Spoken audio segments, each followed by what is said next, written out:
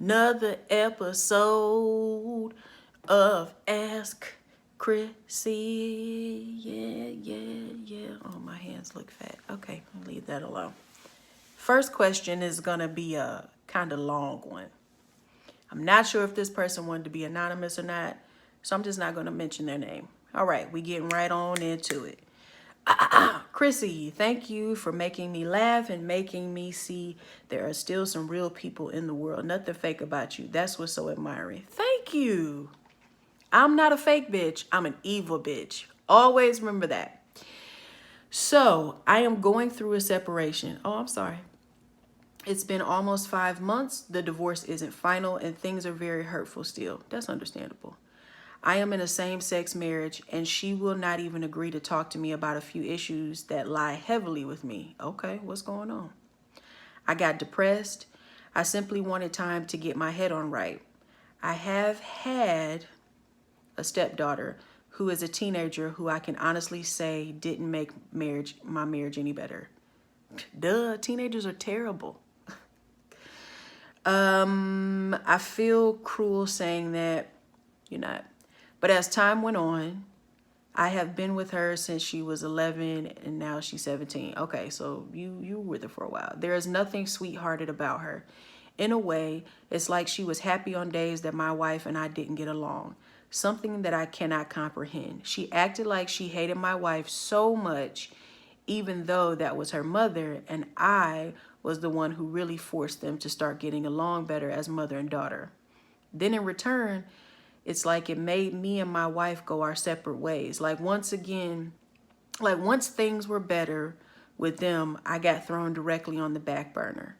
I tried talking to my wife about the issue, but in a way, I was in a controlling relationship and it was as if my stepdaughter was on the same level with me. There's so much to the story. My wife is 10 years older than me, so my stepdaughter is only 12 years younger than I am. Ooh, okay. Which kind of made things more complicated. She would tell me, you came into my life too late to make much of a difference. Oh, bitch.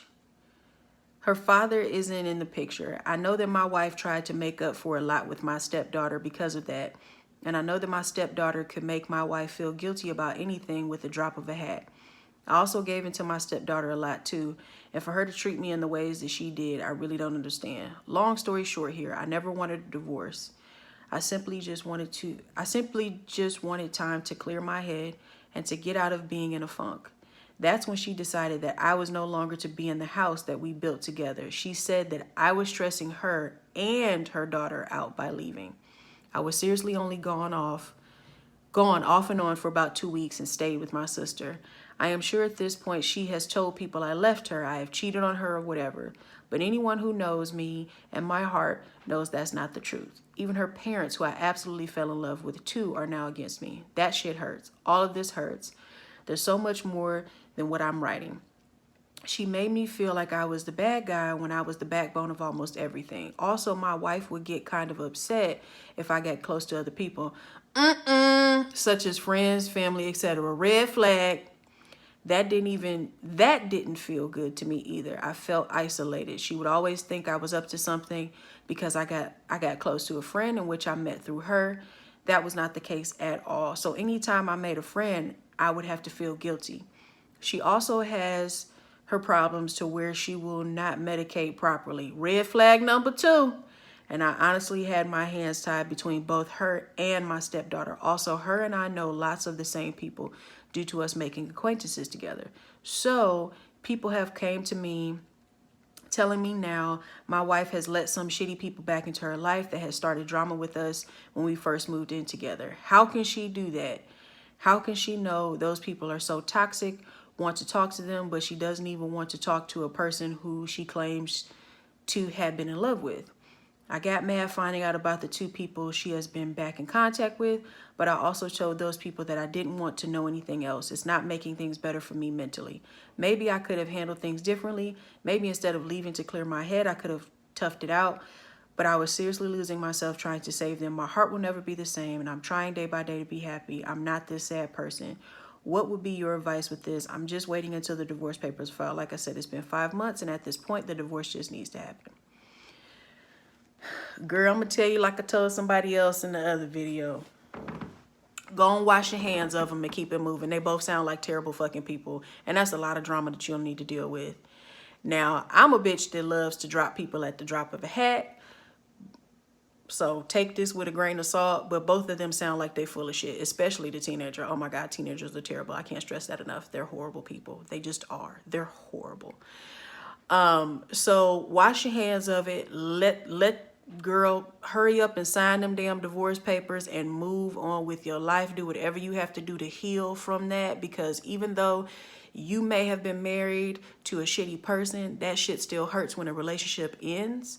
So, you know, cry, smoke, fight, drink, whatever you need to do to get that out of your system, so that way you can properly move on. You can build a better foundation for your future, for, you know, whatever relationship that comes, you know, next, whether it be romantic or platonic. You know, maybe you need to get out and meet some new friends since y'all have mutual friends.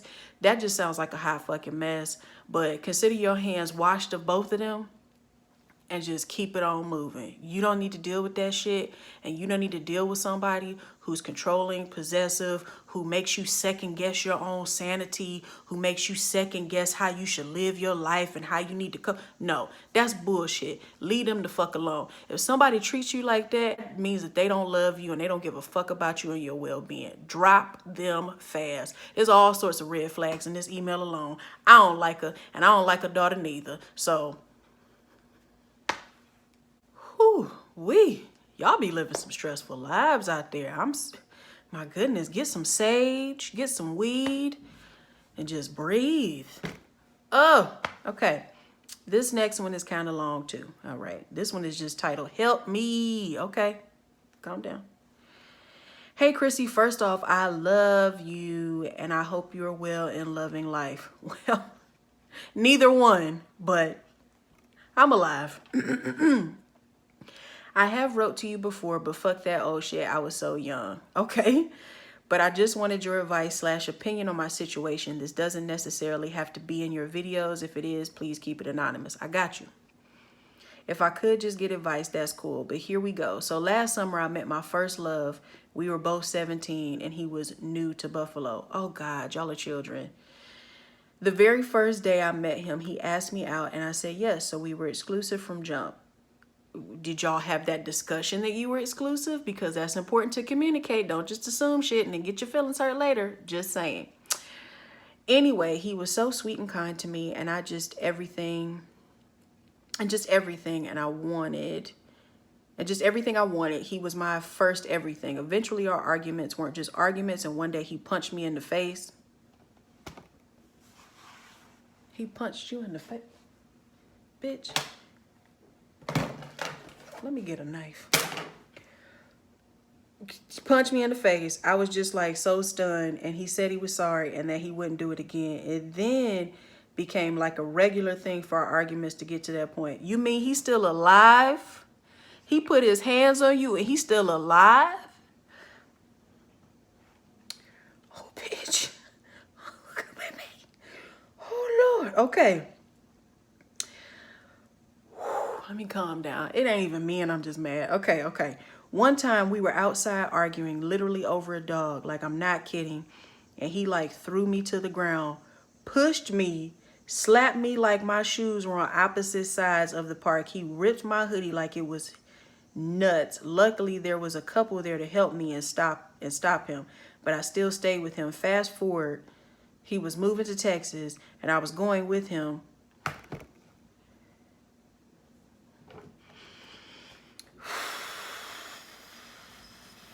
Okay. And I was going with him. We had already talked about leaving and stuff way before then, but time just got pushed up. We were going to live with his mom, and at this point we were 18. So like not too long before we left, he slapped me because I had slapped his friends. I know I'm a girl and we're not supposed to do that, but I do because I've been around boys all my life, and I just do. Yeah, no, like, who cares? And he is like, he's sorry, blah, blah, blah. Girl, Like, don't hit me again, especially when we leave. He paid for my tickets. He says, okay. Then he loves me. Fast forward, I'm in Texas with him and his mom.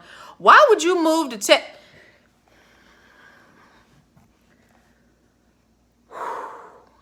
And I go through his phone, seeing some shit. I'd already caught him cheating multiple times before. And he cheated too.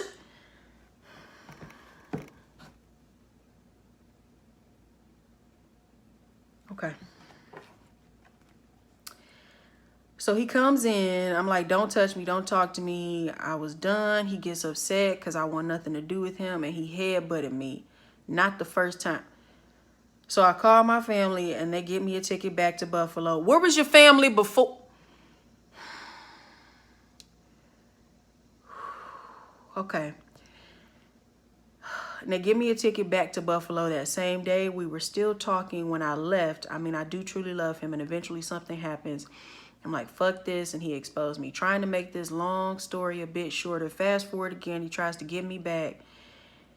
And shit, he gets mad and threatened to do it again. He didn't, at least I don't think. And so I blocked him on everything. He still was texting me from mad different numbers and still is. So basically, what do? I mean, I do love him with all my heart. I just want to be there for him. I really don't understand what I did to deserve this. Honestly, please help. I might be seeing him soon and I'm scared I might fall in the trap and want to be with him again. What should I do? Keep doing your thing. P.S. He told me I'm in recent that he stalked me and that I was still his wife and baby mama. Like, the man's really nuts. Girl, find a fucking trade. Find a hobby. Get your education. Do something else. Then chase this man, call the police on this motherfucker, get a restraining order, report every single thing that he has said, done, thought about you, and get the fuck away from him. I am trying my best not to be mad at you too, because I understand abusive relationships and it's cyclical, it's manipulative, it's not just physical abuse, it's mental abuse, it's emotional abuse. But my Lord, girl, what's your family doing? What?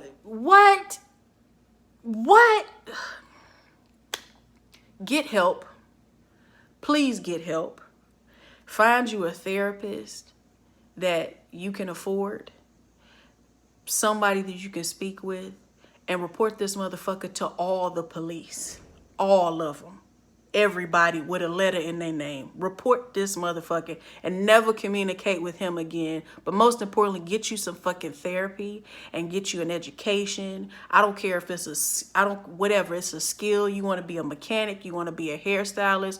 You want to go to a 2-year college. You want to go to a 4-year college. Get you together.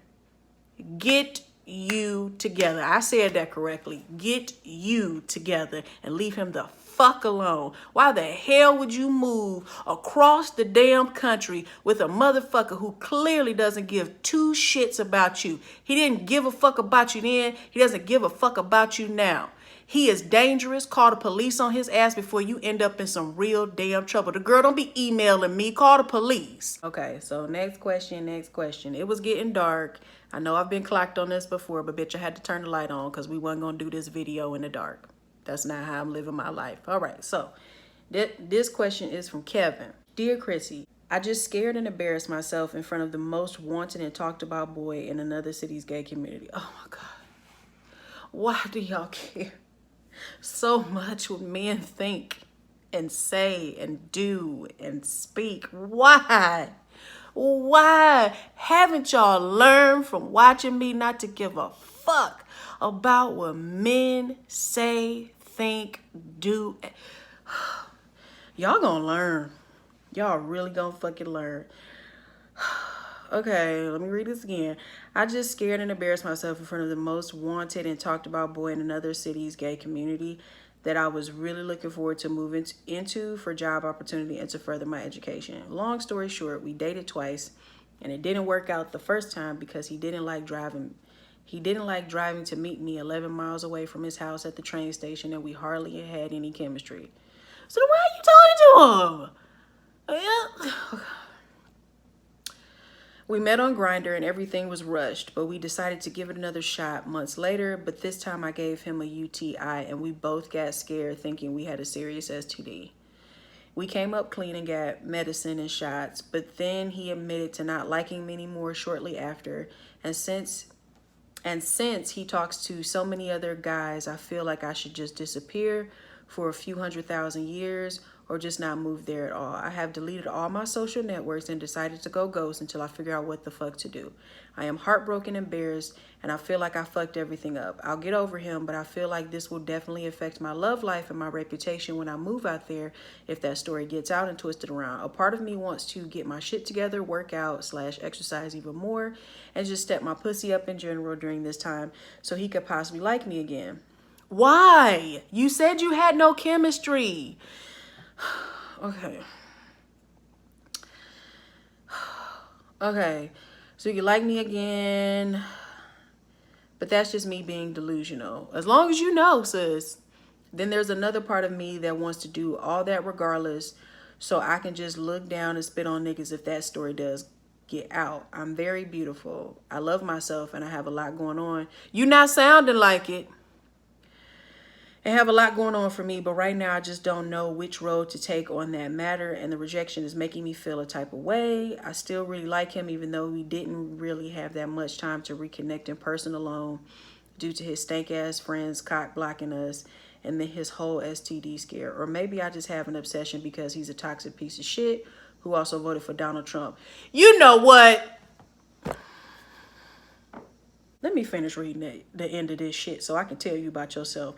Backstory, I blocked him before we even started dating, but then I came back around because I tried to be a little more open-minded. Yes, I know, bad motherfucking idea. What do you think I should do? First of all, let me tell you from my heart. This is coming from my heart. You stupid. And I love you so I can say that. You're stupid. He voted for Orange Julius Mussolini and you let him fuck you? Then you didn't have real chemistry. You couldn't talk. His friends don't like you. Why the fuck are you pressed about one person? I don't understand. And you want to move to this city for real reasons, for good reasons. And you gonna let that stop you because you think or you suspect that he probably talking shit about you and you don't know. If you don't move to that damn city and get your life together and exercise, do whatever the fuck you want to do in the first damn place, stop worrying about this motherfucker that you didn't even really like for real. And you just probably only like him because he cute. You get the fuck out. Y'all gonna quit. Y'all gonna stop this shit eventually. This is stupid. Get yourself together. Fuck him and whoever is opposed to you living your best life. You say you love yourself, act like it. Please and thank you. God damn. I don't have to keep, whoa, Lord, I gotta peek myself talking to y'all. You up here worried about one motherfucker, one. This is going to be the last question because Pose is about to come on and that's my motherfucking show. Pose on FX. Watch it. Thank you. And also, y'all done irritated me with all of these terrible decisions you making centered around men. Oh, my God. Why? It's from John. Hey, John. Remember John, y'all? And this right because I like John. Okay. So, hey, Queen. It's John again from episode 19 and I have a question. Hey, John. For the past 2 years, I've been seeing my friend. I mean, since I let the world know I'm a hardcore bisexual, most of the people I know don't care, but he does. Don't get me wrong, he's 6'2", got a body, and he an Asian with the eggplant, if you know what I mean. Now to the real problem. I was desperate for dick and got it from him, and it was amazing, so amazing I went back 4 more times. I know that's right. The problem is he's still in the closet and doesn't acknowledge me when other people are around, except for when we went on vacation. John, really?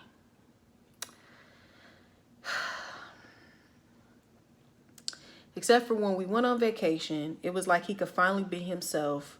But back home, he'll fight someone if they ask, are we together, which is a major turnoff. I'm asking this because I want to give him an ultimatum, but I think that's hard because I know what he's going through, but I can't do another year of acting. It hurts me to do this, but I want to know if I'm going to make a bad decision. John, and I still love you. I love you too. That's why I'm going to tell you this right now. Move on. You don't need the added stress of somebody in the closet and you got to do, no, move on. He'll be all right. When he figures out what the hell he wants to be and how he wants to live, You'll be too busy over here living your best life like Auntie Oprah taught us and minding your own fucking business, drinking water and stepping your pussy up. Because that's what you should be doing. I get it. Dick is amazing. It's wonderful. I understand. I get that. I know. But it ain't like y'all had like anything special. You ain't mentioned shit special about him in this email except that he got a big dick and he's tall. You can find that everywhere, sis. Y'all need to learn how to do better. This ain't it. I'm telling you right now, this is not it. As usual, I love y'all. All of my information is in the description box below. We have a podcast. It's called Houston, We Have a Problem. It's under the Black Astronauts Network. So look for that when you're looking for podcasts. And look for episodes titled HWAP. HWHAP stands for Houston, We Have a Problem. Yes, I did have to think about that. Leave me alone. Let me live my life. If you want to be a patron, all the bad bitches are. You know, that's where they reside, is on my Patreon page, Patreon. Patreon.com/Krissychula. I love y'all. Please do better. Thank you. And watch Pose on FX Sundays at 9 p.m. If you don't have FX, get you some fucking cable. Go to a website. I don't know, resources. It's one of the best shows on television right now. And my boo, Janet Mock, is one of the head writers. So watch it because it's a fabulous show. I will see y'all next time. Bye.